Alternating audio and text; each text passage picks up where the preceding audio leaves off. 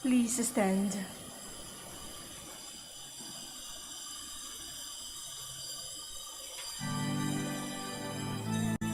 Masaya nating ipaghanda ang pagdating ng malulubos tagapagligtas natin. Tuwiri mga landas, mga alitan ay tapusin sapagkat si Kristo'y darating.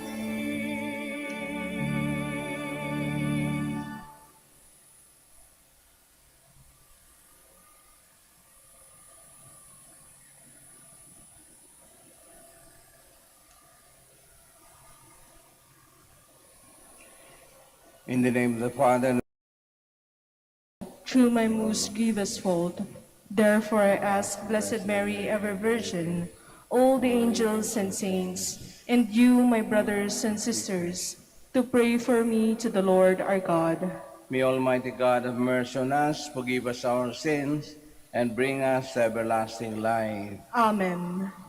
Lord, have mercy. Lord, have mercy. Christ, have mercy. Christ, have mercy. Lord, have mercy. Lord, have mercy.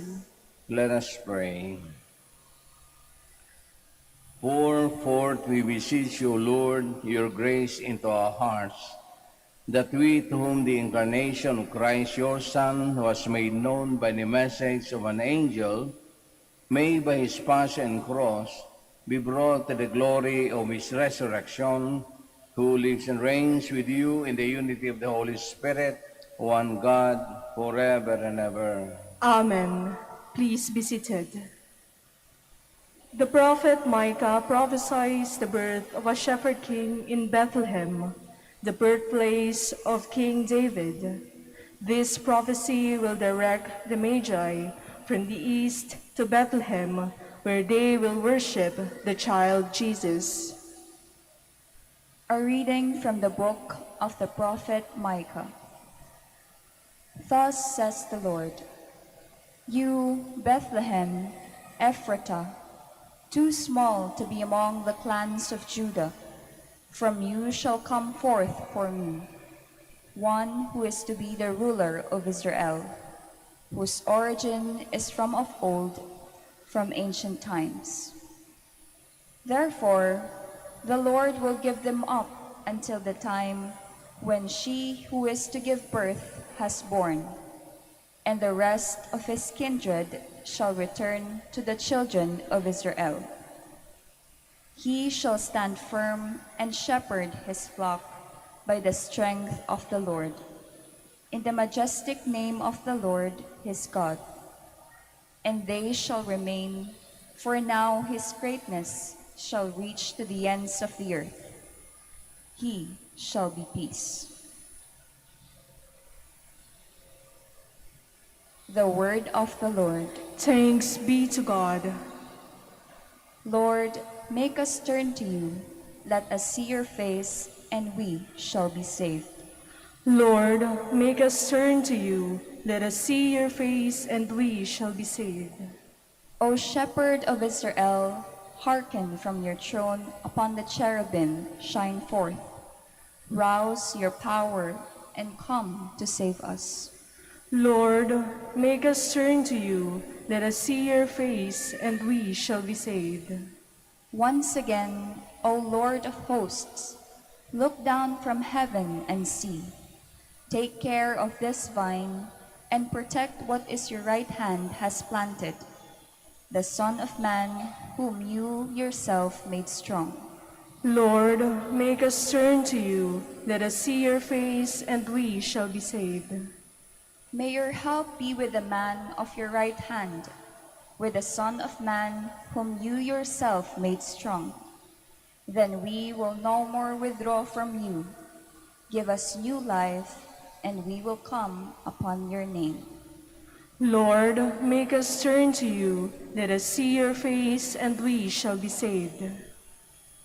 For greater than the offerings and sacrifices of the old covenant is the obedience of Christ, who came into the world in total submission to God's plan of salvation. A reading from the letter to the Hebrews. Brothers and sisters, when Christ came into the world, he said, "Sacrifice and offering you did not desire, but a body you prepared for me. In holocaust and sin offerings you took no delight." Then I said, "As is written of me in the scroll, behold, I come to do your will, O God." First he says, "Sacrifice and offerings, holocaust and sin offerings, you neither desire nor delighted in. These are offered according to the law." Then he says, "Behold, I come to do your will." He takes away the first to establish the second. By this will we have been consecrated, through the offering of the body of Christ Jesus once for all. The word of the Lord. Thanks be to God. Please stand. Alleluia, alleluia. Behold, I am the handmaid of the Lord. May it be done to me according to your word. Alleluia, alleluia.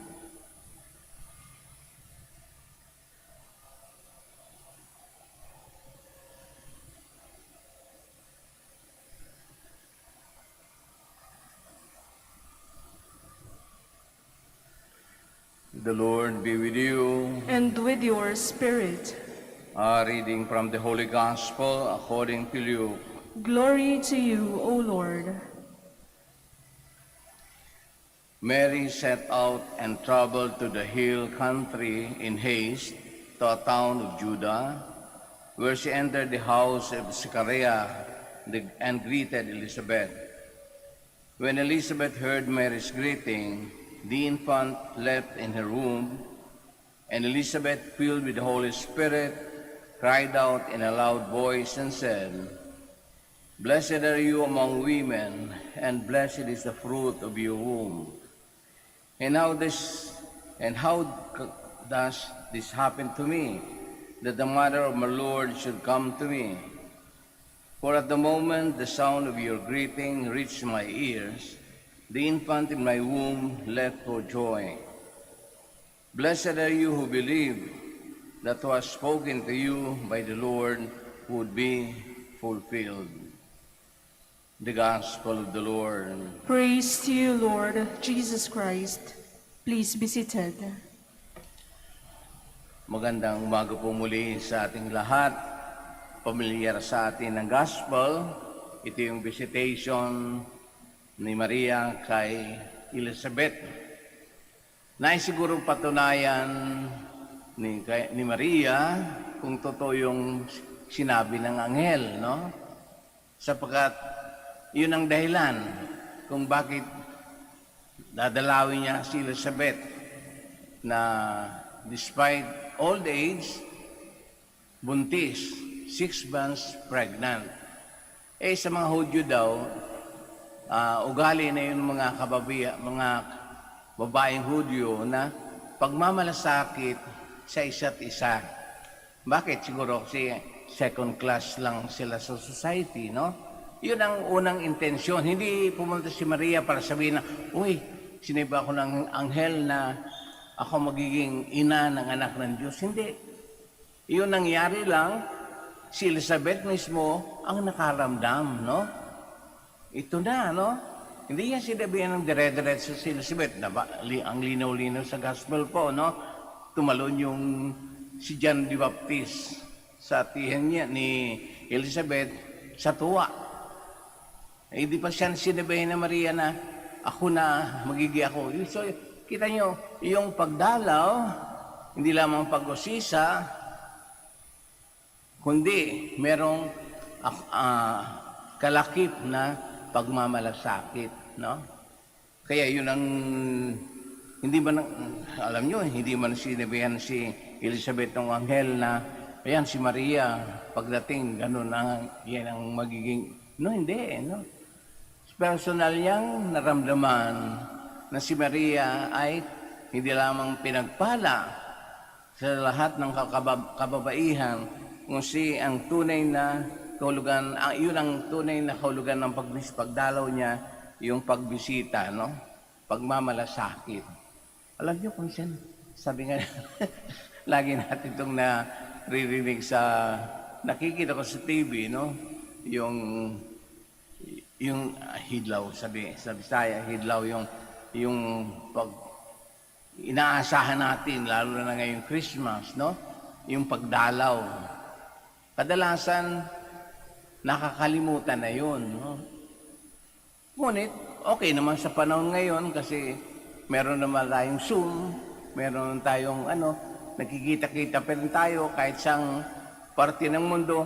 Ngunit, iba pa rin yung harap mo ng tunay, no?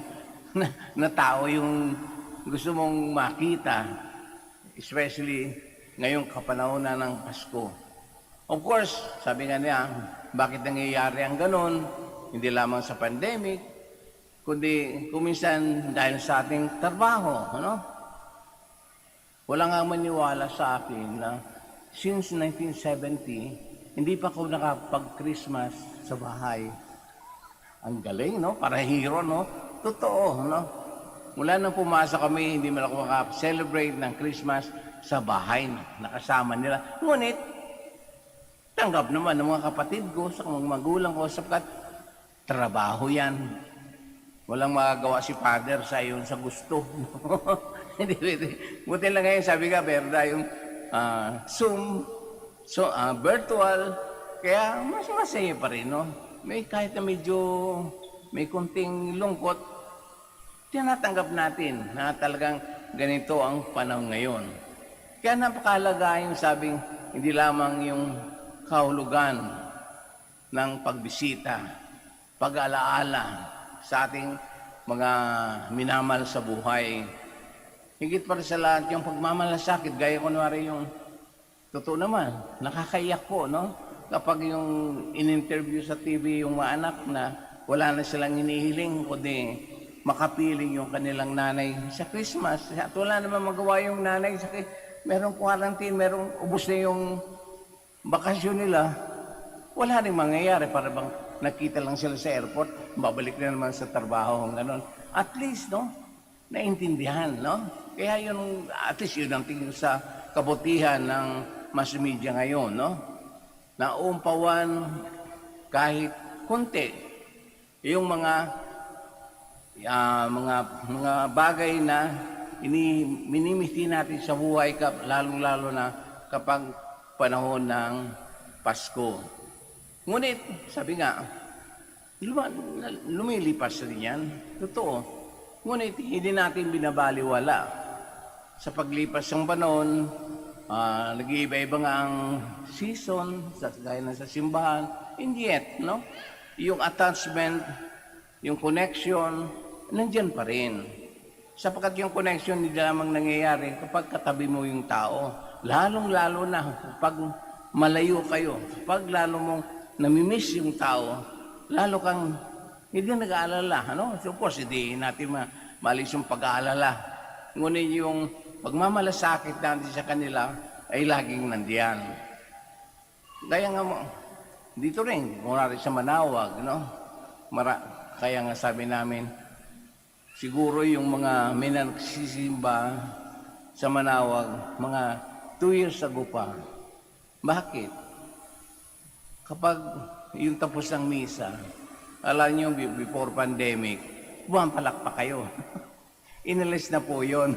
Kasi hindi parte ng simbahan yung palakpak, hindi naman maintindihan, pinalakpakan nyo ba yung pare o pinalakpakan nyo ba yung sa pagkatapos ng misa?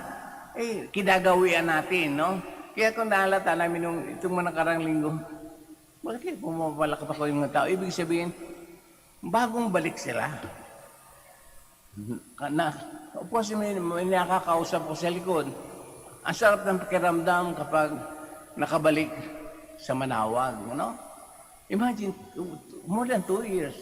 No? Kaya nakikita na sa mga petition letters, kasi nagbabasa rin ako noon, ayun, paano pasasalamat nila na they tried their best, last year or few months ago, nahirapan silang pumasok talaga sa dun sa checkpoint. Ilang ulit na silang pinabalik. Kaya lalong-lalo na kapag weekend, no? Sabado, Linggo, kahit mga kapatid ko, huwag na huwag kayong pupunta sa Manaoag ng Sabado, Linggo sapagkat maiinis lang kayo. Dahil sa traffic, dahil sa tao, at higit sa lahat, may nag-aabang sa inyo doon, baka hindi kayo papasukin. Sasakit lang loob nyo, makaawayin nyo pa. Mali. So, you come any other day, pero wag gano'n, no? Kaya gano'n. Siguro gano'n interpretation namin. Ba't mo mapalakwas? Sabi kasi hindi na party yun. Totoo naman, no? Hindi natin mapigilan yung galak na tayo makabalik, makabisita uli sa Manaoag. Kaya yun ang isang bagay na hanga-hanga dito sa Manaoag, no? Yung pagbabalik ng mga pilgrims, maraming mga dahilan. Ngunit yung isang, sabi natin, yung simple bagay na makabalik, masaya na sila. Gaya ganun siya, sabi namin, lalo pa po nung nakabalik yung mga bata, nakabalik yung mga senior citizen, hindi naman natin may tago, kahit na magsombrero kami, kahit magpalit kami ng attire, senior citizen pa rin ang tingin namin, no? Mahihina ng tuhod. Orit, masaya, no? Nakakabalik ka. Kaya ang gandang pangitain, no? Yung mga bagay na yun. Kaya yun ang lagi nating isa po sa buhay, no? May, of course, may kadahilanan kung paano natin hindi ko makuha yung word.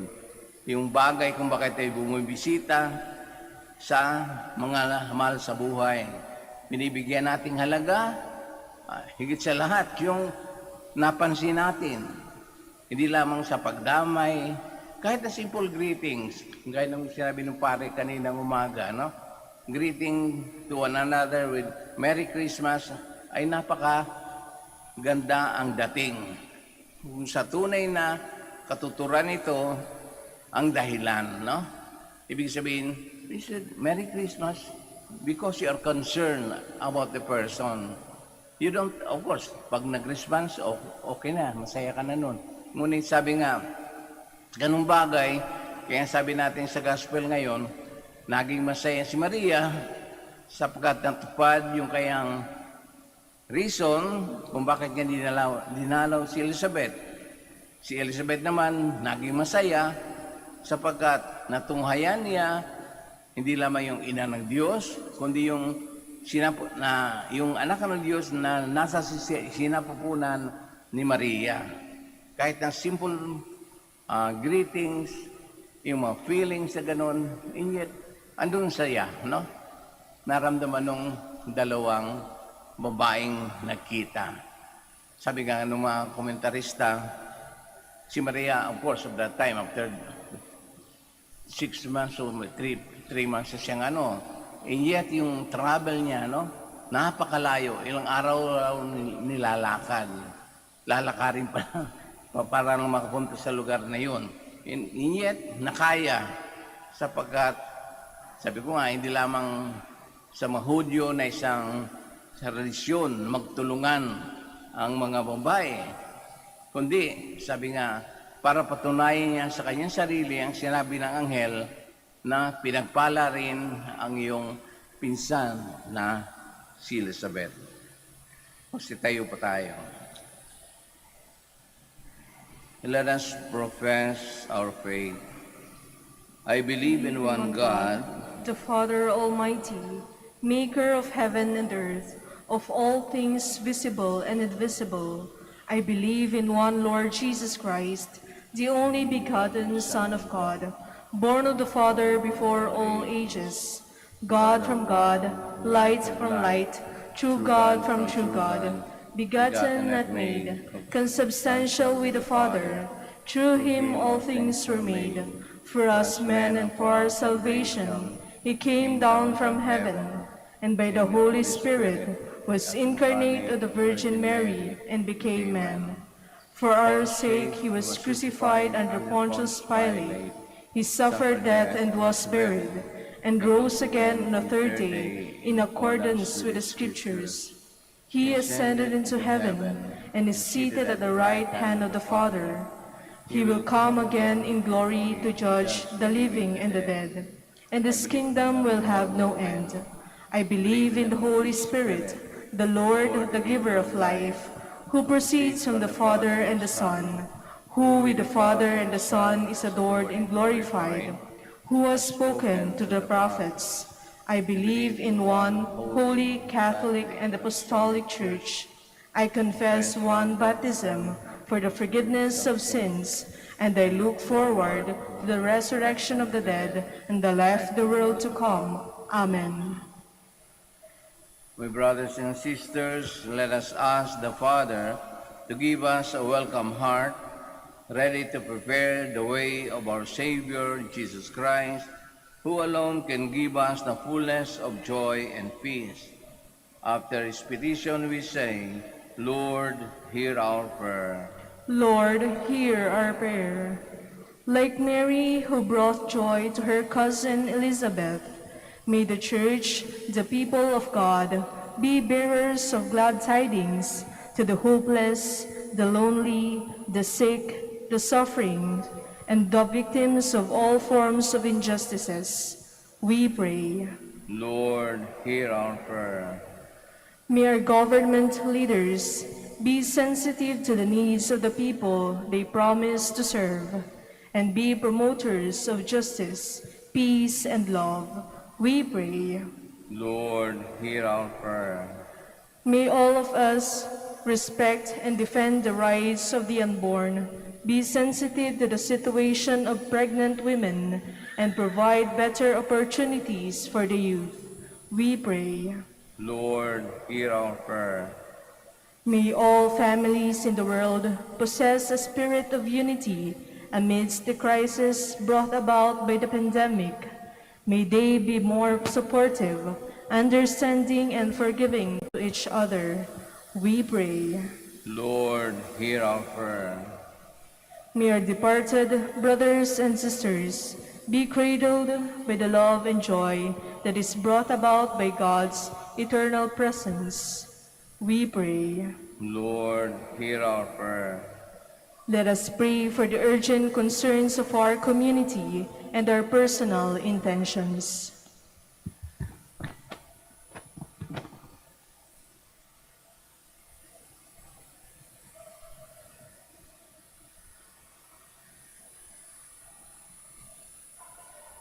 We pray. Lord, hear our prayer. God our Father, hear the prayer of your people. Strengthen our weak knees and fickle hearts, that we may receive you with joy and renewed strength. We ask this through Christ our Lord. Amen. Please be seated.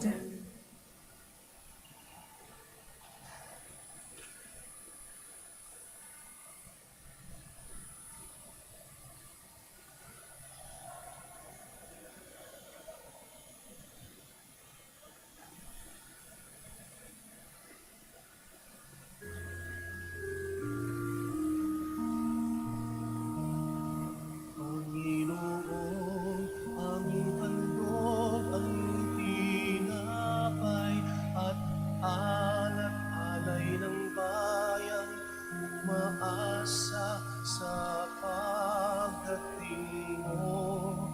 Gayon din aming hinahanda ang aming puso, upang dito'y manahan ka sa pagdating mo. Panginoon, aming handog ang tinapay at alay ng bayan, umaasa sa pagdating mo. Gayon din aming hinahanda ang aming puso, upang dito'y manahan ka sa pagdating mo.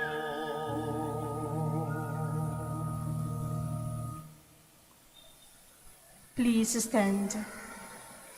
Pray, my dear brothers and sisters, that our sacrifice may be acceptable to God, the Almighty Father. May the Lord accept the sacrifice at your hands for the praise and glory of his name, for our good and the good of all his holy church.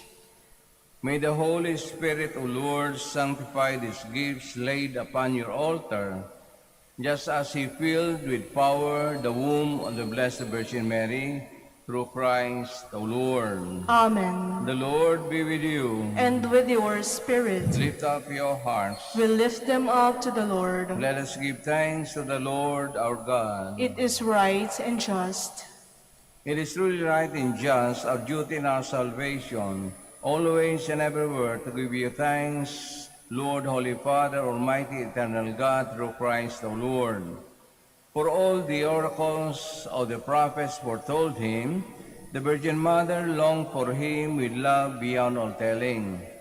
John the Baptist sang of his coming and proclaimed his presence when he came. It is by his gift that already we rejoice at the mystery of his incarnation, so that he may find us watchful in prayer and exultant in his praise. And so with the angels, archangels, with thrones and dominions, and with all the hosts and powers of heaven, we sing the hymn of your glory, as without end we acclaim.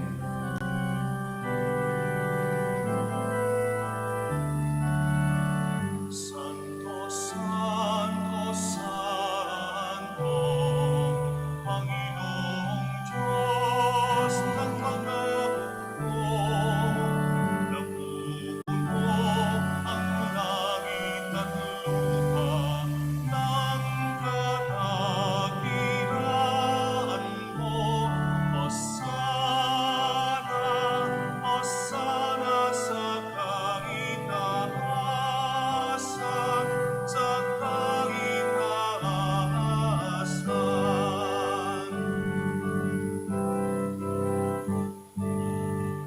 Pinagpala ang naparirito sa ngalan ng Panginoon. Hosana, Hosana sa kaitaasan, sa kaitaasan, sa kaitaasan.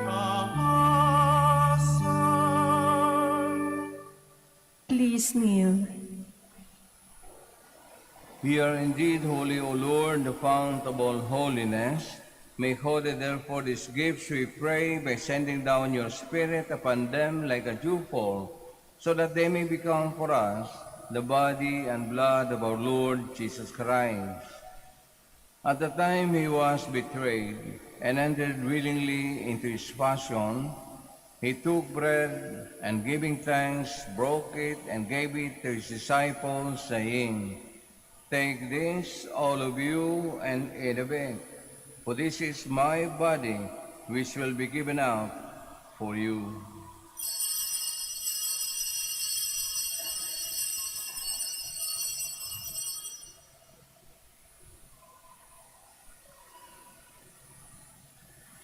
In a similar way, when supper was ended, he took the chalice and once more giving thanks, he gave it to his disciples, saying, "Take this, all of you, and drink from it. For this is the chalice of my blood, the blood of the new and eternal covenant, which will be poured out for you and for many for the forgiveness of sins. Do this in memory of me."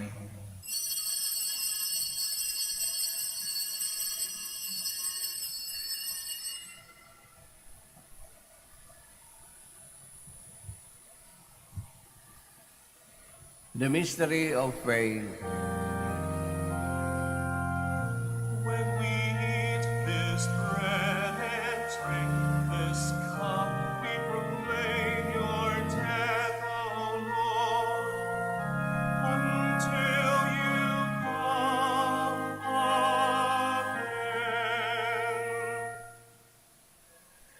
again. Therefore, to celebrate the memorial of his death and resurrection, we offer you, Lord, the bread of life and the chalice to salvation, giving thanks that you have held us worthy to be in your presence and minister to you. Humbly we pray that partaking of the body and blood of Christ, we may be gathered into one by the Holy Spirit.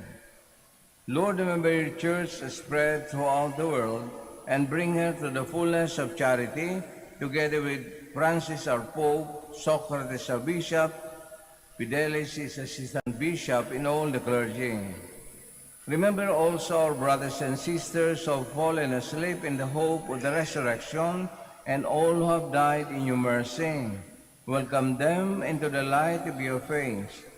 Have mercy on us all, we pray, that with the Blessed Virgin Mary, the Mother of God, with the blessed apostles, with Saint Joseph and all the saints who have pleased you throughout the ages, we may merit to be co-heirs to eternal life and may praise and glorify you through your Son, Jesus Christ.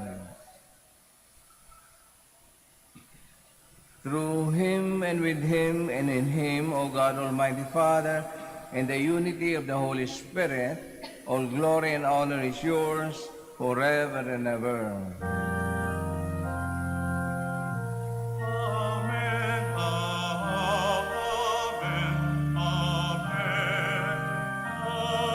Amen. Please stand. At the Savior's command and formed by divine teaching, we dare to pray.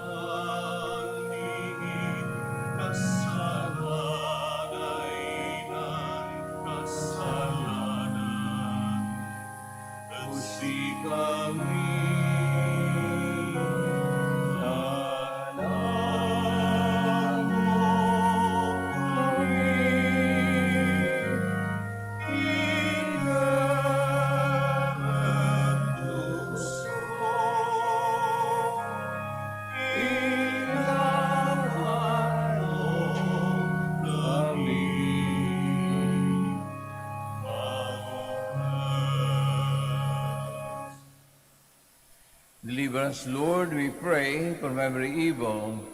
Graciously grant peace in our days, that by the help of your mercy we may be always free from sin and safe from all distress, as we await the blessed hope and the coming of our Savior, Jesus Christ. For the kingdom, the power, and the glory are yours, now and forever. Lord Jesus Christ, who said to your apostles, "Peace I leave you, my peace I give you," look not on our sins, but on the faith of your church, and graciously grant her peace and unity in accordance with your will, who live and reign forever and ever. Amen. May the peace of the Lord be always with you. And with your spirit. We offer to one another the sign of peace. Peace be with you.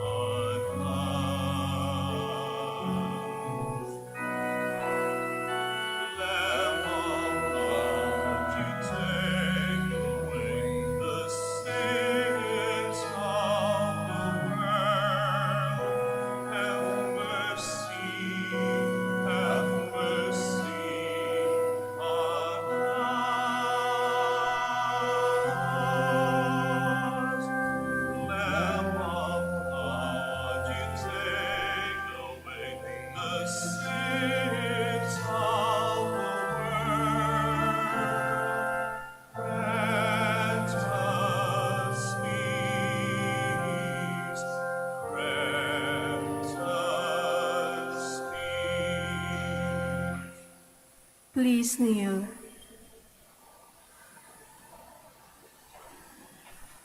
This is Jesus, the Lamb of God, who takes away the sins of the world.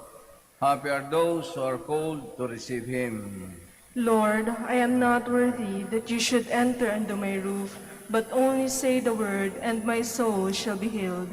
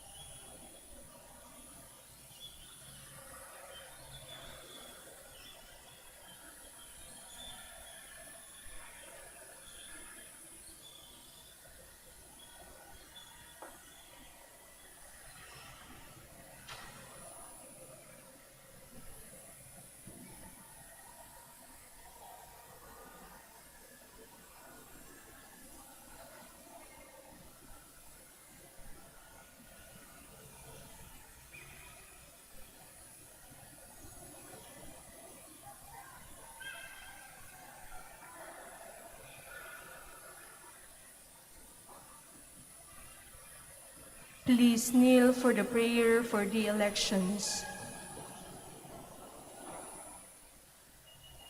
Let us pray that the forthcoming national and local elections may truly reflect the will of the Lord, who guides the destinies of nations.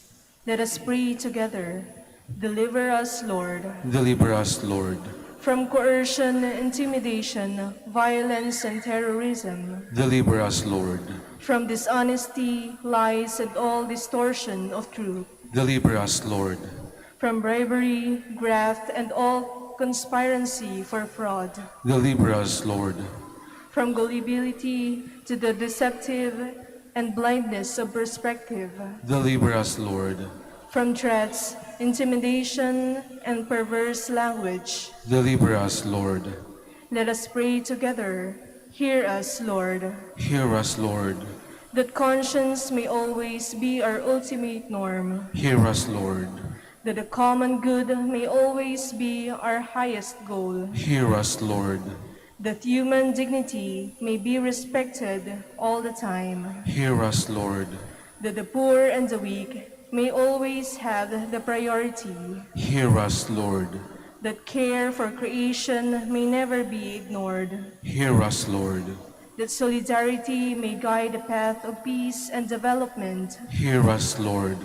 that genuine fear of God and love of neighbors may guide those who seek public office. Hear us, Lord. Let us pray. Shepherd of souls and Savior of the nations, politics is your gift to us, a call to serve others and grow in holiness. Guide our politics as you guide our lives. May our political engagement for voters and candidates bring glory to your loving name and help us grow in holiness forever and ever. Amen. Please stand. Let us pray. Having received the pledge of eternal redemption, we pray, Almighty God, that as the feast day of our salvation draws ever nearer, so we may be pressed together all the more eagerly to the worthy celebration of the mystery of your Son's nativity, who lives and reigns forever and ever. Amen. The Lord be with you. And with your And may spirit. Almighty God bless us all, the Father, the Son, the Holy Spirit. Amen. The Mass is ended. We go in peace. Thanks be to God. Prayer for the blessing of the sick. Hindi lamang po tayong nandito sa simbahan na humihiling na gumaling sa anumang karamdaman o makaiwas sa anumang sakit. Isama na rin po natin yung mga sa ating mga tahanan, lalo na yung mga senior citizen na hindi na makapunta sa simbahan. Nakakarating po yan sa kanila, maniwala kayo. Pinapakinggan ng Diyos yung pagmamalasakit natin sa kanila. Salamat po. Let us pray. God, our Almighty Father, by your blessing you give us strength and support in our frailty. Turn with kindness toward our sick brothers and sisters. Free them from all illness and restore them to good health through the intercession of Our Lady of the Rosary of Manaoag, so that in the sure knowledge of your goodness they will gratefully bless your holy name. We ask this through Christ our Lord. Amen. Prayer for the blessing of the rosaries and other religious articles. Kung dala nyo, ilabas nyo lang po, huwag na kong aalis sa kinatatayuan nyo. Let us pray. In memory of the mysteries of the life, death, and resurrection of our Lord Jesus Christ, to the honor and glory of the Blessed Virgin Mary, Mother of Christ, Mother of the Church, Our Lady of the Rosary of Manaoag, may these rosaries, images, candles, oil, and other religious articles of devotion be blessed and be made holy in the name of the Father, and of the Son, and of the Holy Spirit. Amen.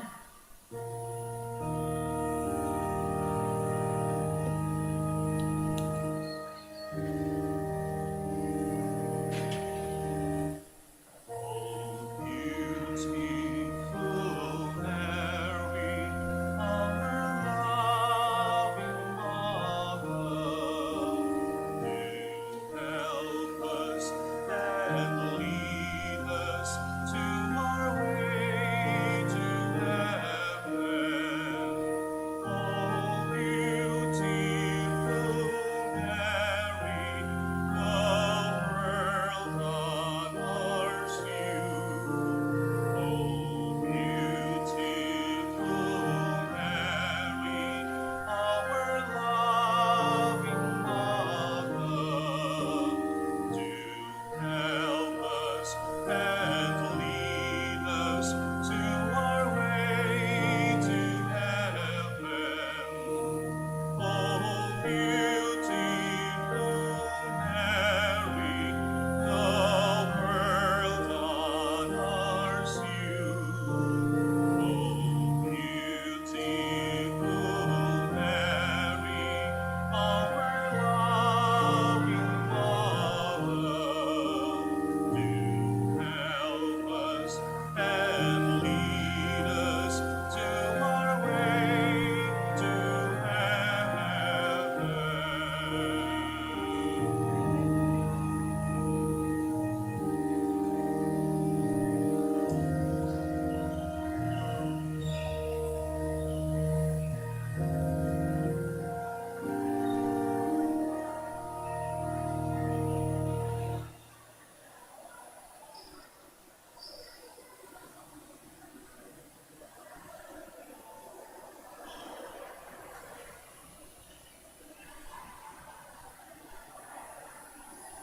Magandang araw po sa ating lahat.